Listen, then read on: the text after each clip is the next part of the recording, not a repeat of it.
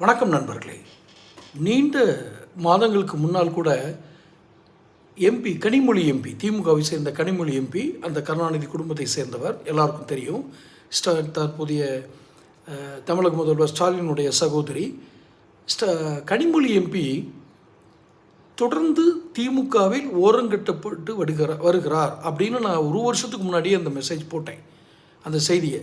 எதற்காக கனிமொழி எம்பி ஓரம் கட்டப்பட வேண்டும் திமுகவில்?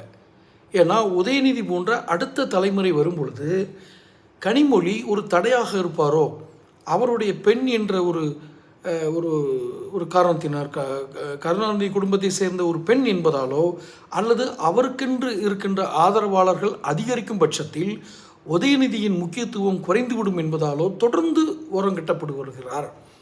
தூத்துக்குடியில் அவர் எம்பியாக இருக்கிற தொகுதியில் ஒரு கல்யாண பத்திரிகையில் நான் தெரிஞ்சுக்கிட்ட ஒரு சம்பவம், இதுக்கு ஆதாரம் கேட்டிங்கன்னா என்கிட்ட இருக்காது, ஆனால் பொதுவெளியில் கிடைக்கிற ஒரு சம்பவம். தூத்துக்குடியில் அவர் எம்பியாக இருக்கிற தொகுதியில் ஒரு திருமணம் நடைபெறுகிறது. ஒரு அவங்க கட்சிக்காரங்க சேர்ந்த குடும்பத்தை சேர்ந்த திருமணம்.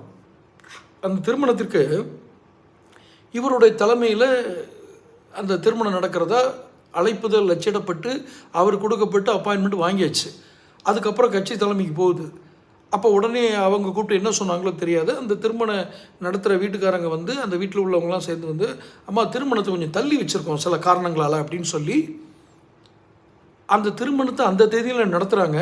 ஆனால் வேறு மாதிரி பத்திரிக்கை அடித்து உதயநிதி வந்து தலைமை தாங்குறார். இது நடந்திருக்கு, இது திமுக காரங்களுக்கு தெரியும். இப்படி ஓரங்கட்டப்பட்ட கனிமொழியை, அந்த திமுகவில் ஓரங்கட்டப்பட்ட கனிமொழியை பாஜக புது முக்கியத்துவம் கொடுக்கிறது. இப்போ சமீபத்தில் நடந்த நிகழ்ச்சிகள் எல்லாம், அரசு நிகழ்ச்சிகள், மத்திய அரசு சார்ந்த பிரதமர் மோடி கலந்து கொள்கிற நிகழ்ச்சிகள்லாம் எம்பியை நீங்கள் பார்க்கலாம். கனிமொழி எம்பியை மரியாதை கொடுத்து மேடையில் உட்கார வச்சுருப்பாங்க. பாஜக தனி ஒரு திட்டத்தை வகுத்து கொண்டு இருக்கிறது.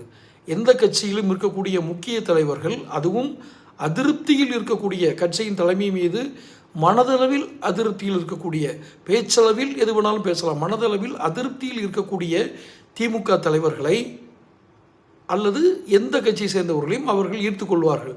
இப்போது கனிமொழி டார்கெட் செய்யப்படுகிறார். மேலும் விவரங்களுக்கு சேனல் சப்ஸ்கிரைப் பண்ணுங்கள், நோட்டிஃபிகேஷன் பெல் பதிவு பண்ணுங்கள். அப்போ தான் அந்த வீடியோக்கள் வந்து சேரும். பிடிச்சிருந்தால் லைக் பண்ணி ஷேர் பண்ணுங்கள். நன்றி.